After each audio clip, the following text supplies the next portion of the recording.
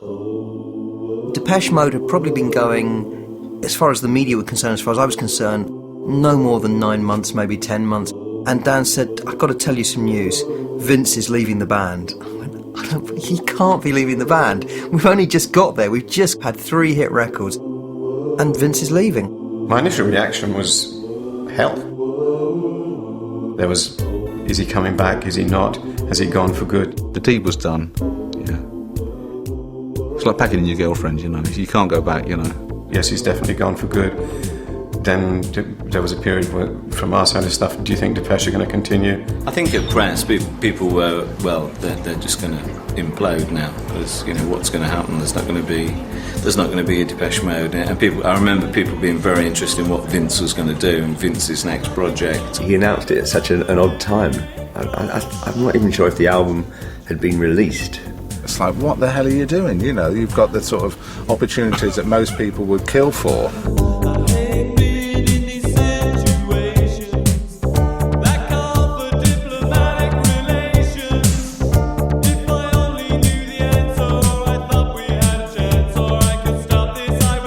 I was just being a miserable bastard, you know. I think that I was going to do something.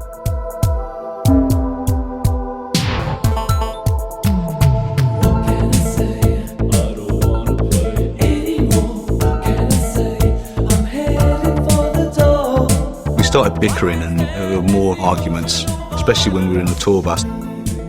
And I just got fed up with it, really. He came to me and he said, you know, I don't think this is something I want to do, and I don't like all the questions we get asked. I don't like doing interviews. I don't like doing TV. I didn't like touring. You know, he said all these things, and I was like, Vince, that's what we're going to be doing. I think the band were really pissed off. I know they were, you know. I think that because they felt I'd left them in the lurch.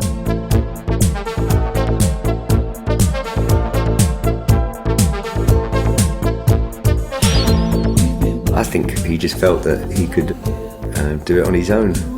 When I made the decision to leave Depeche, it was, I did think that I wouldn't be recording again. I was going to get a job, actually. But I did a demo with Alison Moyer, played it to Daniel, and Daniel just about showed enough interest. And then the next thing we knew was, you know, Vince and Alison, and we had this, you know, as a PR company, we had Yazoo to kind of contend with and work with as well. The success of Yazoo was incredible. It was very difficult to think that one day, at this time, Depeche, in fact, will be one day much bigger. In some ways, for me, it must have been a blessing because, you know, Vince went on to become successful. Yeah, you don't need that. Yeah. It was probably Daniel who actually told him to leave.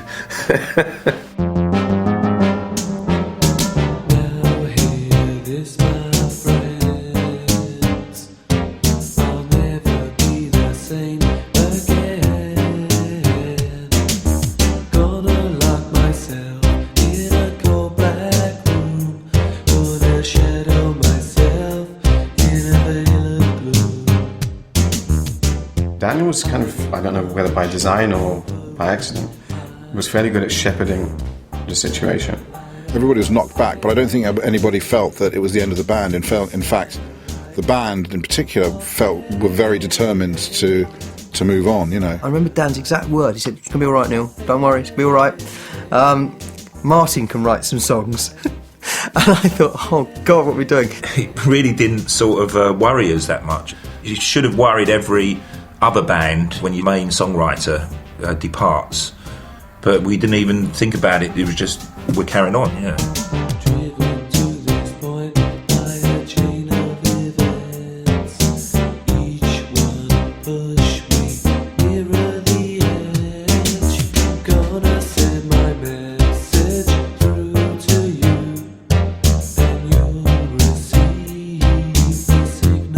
We discussed what we were going to do about replacing Vince, and we thought, well, the band thought that there wouldn't be a straight replacement initially because to kind of draft somebody into the band, but they needed an extra keyboard player for live.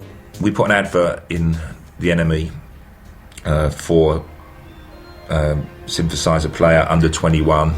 I had been in and out of several bands in the period leading up to my joining. At that time I was just sort of looking around for another job, something that was going to pay the wages.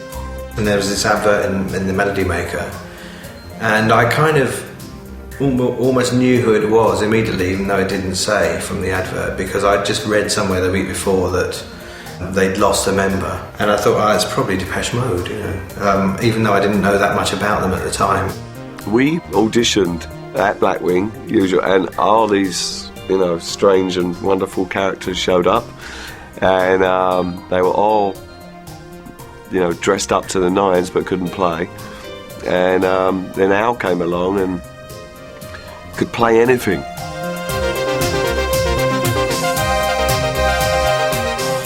We thought we'd really get him by asking him to play a bass line and a melody at the same time, and he did it, and we were like, wow, this guy's amazing. When I went to the initial audition, it did seem very simple what they were asking me to do, very simple one-line tunes and a bit of backing vocal. But apparently many people had struggled to do that, and I didn't. And I think they were a bit intimidated by him as well, because he was such a good keyboard player. Where they were struggling playing the notes, he was just kind of, reading the newspaper and playing at the same time. Secret gardens, not so secret anymore.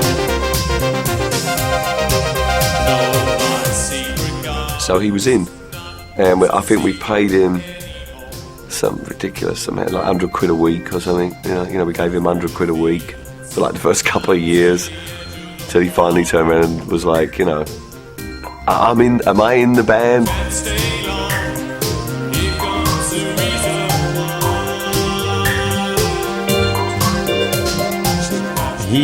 It wasn't initially apparent, it was a steadying hand. It was more like a band who were together than three guys and Vince who wasn't having a good time. So in that sense, the machine was not broken, it was just changed. Charlie Wilder's first gig, wasn't that at Crocs? He played at Crocs, yeah. And then, within the space of days, I think we were whisked off to New York to play a gig, and I think that was the first sort of proper gig.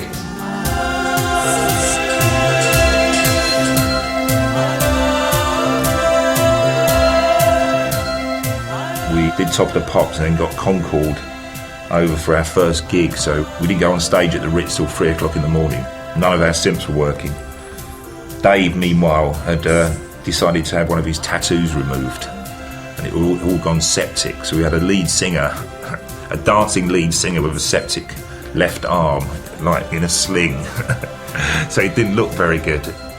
And I remember we came off and it was really tight. It must have been about 5 o'clock in the morning. We got out of that place and the Ritz, and this bloke shouted to us, "What happened to you guys? You used to be good." all of us remember that comment and feeling really down. And it was just one of those tours, it was just it wasn't that successful.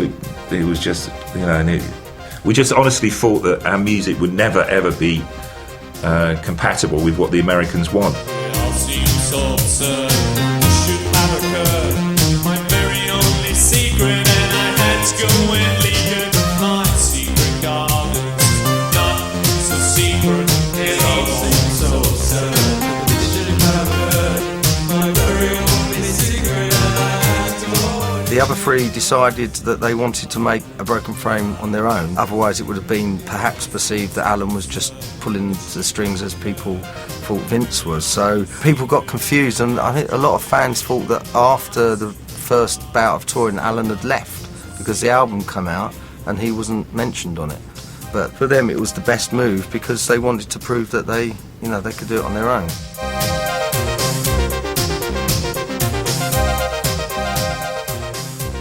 I think to a certain extent there was, we don't know what to do, and also he is not one of us. And I think individually, if you'd kind of consulted them, they would have all said, I think he should be a member of the group. But do it collectively, and you're into committee land, and if anybody can muddy waters, Depeche collectively can do that. We felt sorry for him, but understood what they were doing, and that was that.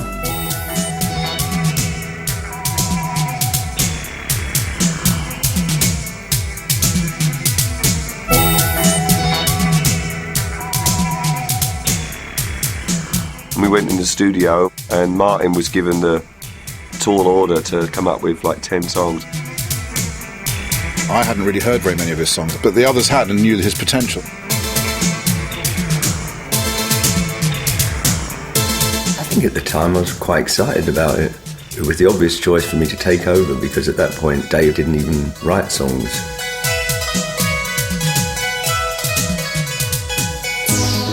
Well, Martin was in some ways a more experienced songwriter already than Vince. Martin had been writing songs since the age of 14, and he wrote some fantastic songs then, of which some of those songs he wrote then made it onto A Broken Frame. I knew Martin wrote good songs because I'd heard his previous band, Norman and the Worms.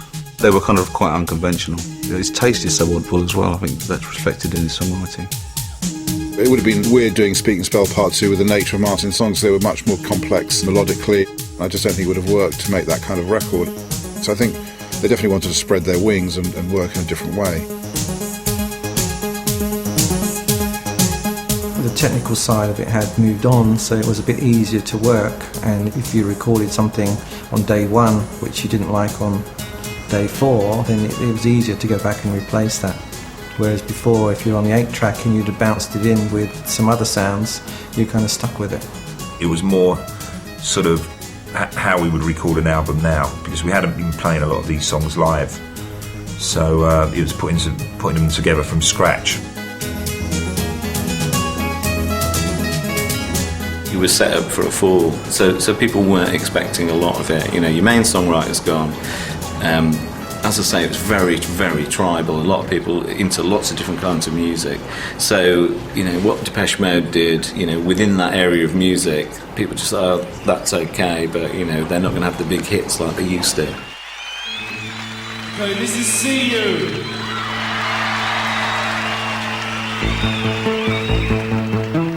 We didn't have a vision at all. We were sort of torn between being a pop band on smash hits and sort of a cooler alternative band. Peel was playing the band, Peter Powell was playing the band, Janice Long was playing the band. So in terms of the credible end of Radio 1, the after 4 o'clock going into the evening, where you wanted, as a promotion man, you absolutely wanted your band to be embraced. They were embracing the band. It was more the guys in daytime radio who just didn't really didn't quite understand a band that were all keyboards. Neil knew that it was going to be really hard to get over on the radio, and of course they hated it. By that time we were already hated by radio DJs, and they would often comment on how doomy we were. When See You came out, I don't think it did in terms of trying to get to where I wanted to get. Achieve very much more. Yeah, we got on the radio, yes, we did some TV. We probably did some TV in those days that we shouldn't have done, which I kind of felt was probably my fault, but I was so desperate to move the band forward and to get more people to know about them and to break the band into a bigger arena, that we probably did stuff that, you know, in retrospect, I probably would never have allowed them to do if I'd have been a few years older. All I wanna do is see you again. Is that too much to ask for? I just wanna see your sweet smile. We were just so young and stupid that we agreed to everything that anyone offered us. Yeah, and there was always an argument, you know, goes out to so-and-so million people. Okay, we'll do it, you know. Looking back, of course we overdid the real pop stuff, but it was sold to us that, you know, we really needed to do those things if we wanted to keep having hit records. And so we just did everything that came along. I mean, as time went on, we became a bit more choosy, but that fear of being forgotten, I think, was always there. I swear I won't touch you. All I wanna do. See You, which was the first single from Broken Frame, was probably more poppy than the singles from Speak and Spell in a way, but a lot of the other songs on Broken Frame are much darker, like Francie said. So The video for See You wasn't particularly dark, was it? no.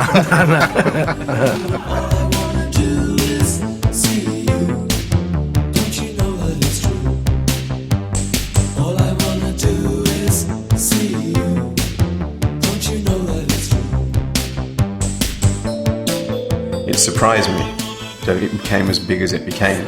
But from our side of stuff, it was early days. They still weren't kind of ready.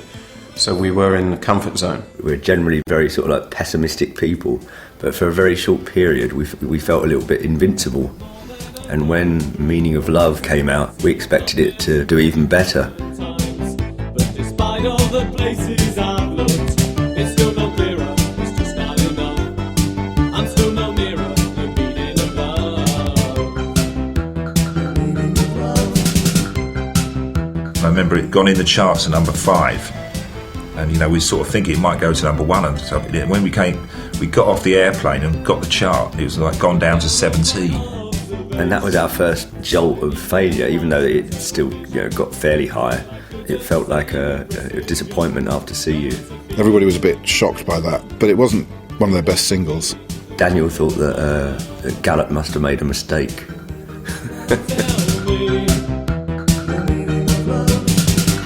the notes that I've made so far, love seems something like one in a sky.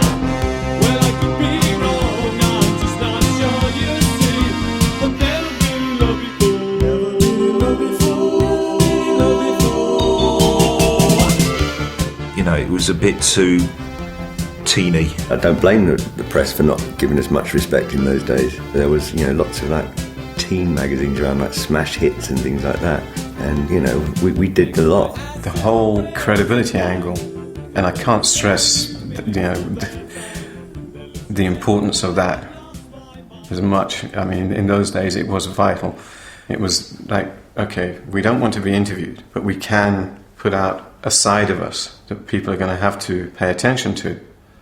So artwork was the first kind of public sign of there is something more to this band. At the time, there were a lot of journalists who were all ex-art school, etc. So the link was being made. These guys, they might not make the music, but they're beginning to be fairly savvy in other areas.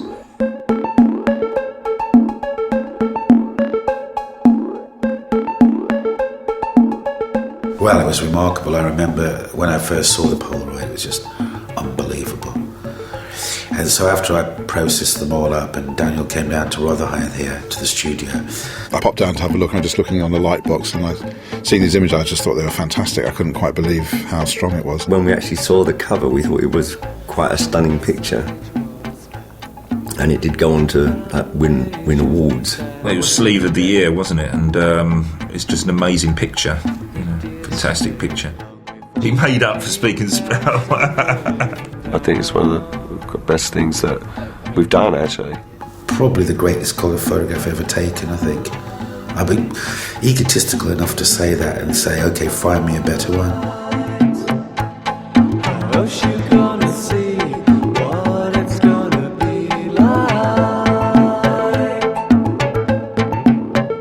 Brian had an idea for a photograph, of some person kind of breaking the frame of the photograph.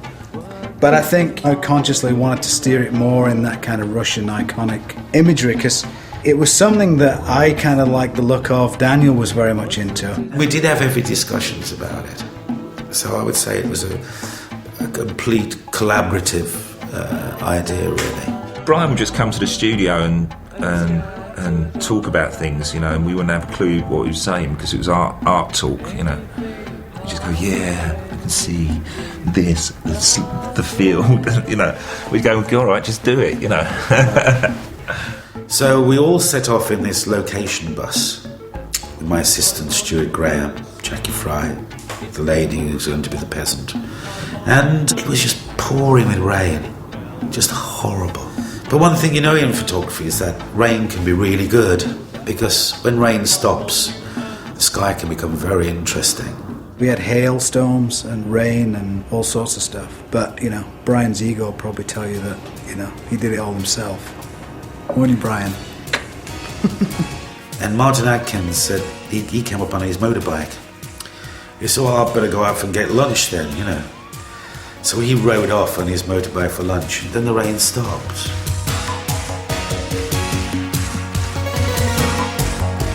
It was just one of those, as he would say, the magic was there, It was the magic. It was the magic.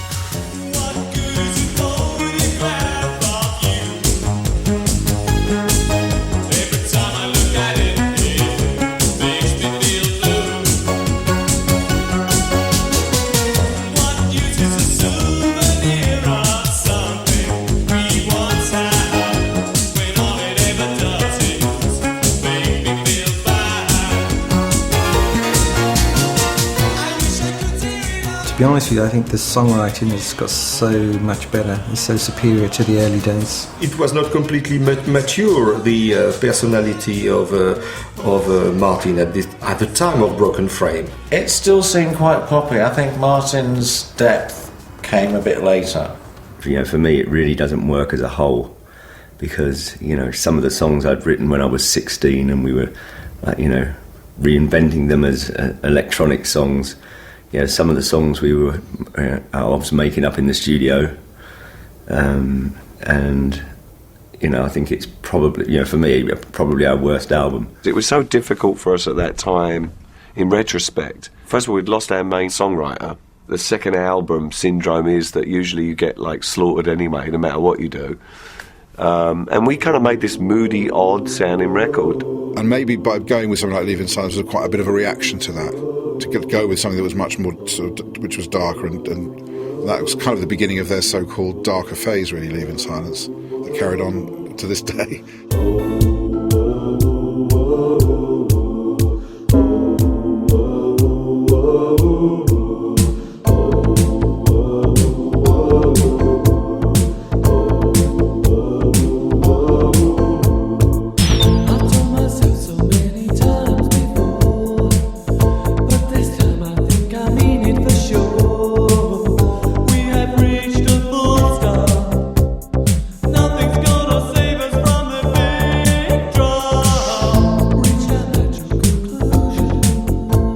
I look back fondly on Leaving Silence.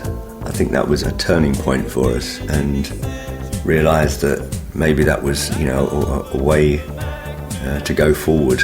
Leaving Silence was kind of like a watershed. That's where things started to come together, where they started to take themselves fairly seriously. We felt, I think, more comfortable in that mood. That was definitely where Martin was, melodically. And I've always said, and I've always thought, Martin writes beautiful melodies, and lyrically it's just a lot more melancholy. Put it to one side. This is not a pop group. This is not a band that's making 3-minute crappy pop songs. This is a band that's got longevity. This is a band that you want to go and see live.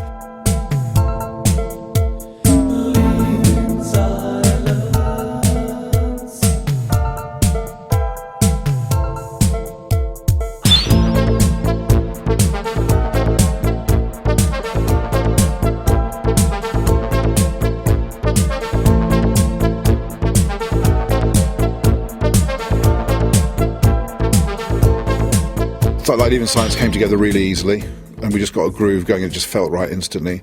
And then I think one of my favourite songs on the record is The Sun and the Rainfall.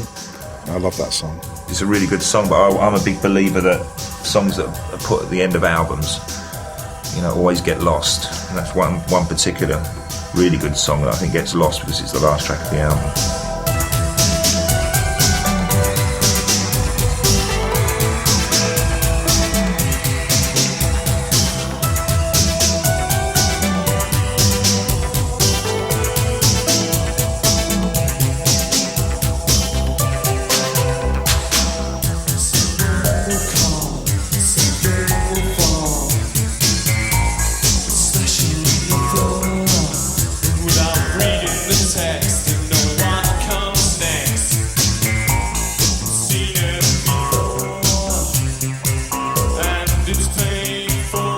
They'd led the audience to their space as the key, so it was no problem.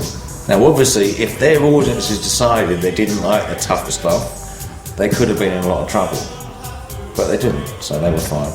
People started to see things were happening, that they weren't going to disappear, that there was, you know, an intelligence at work, and that there was, you know, they were forging ahead in, you know, in their own direction, that they are, you know, sort of breaking their own territory and their own pace, and, you know, it's this innate sense of timing. It was becoming apparent that, you know, they were here to stay.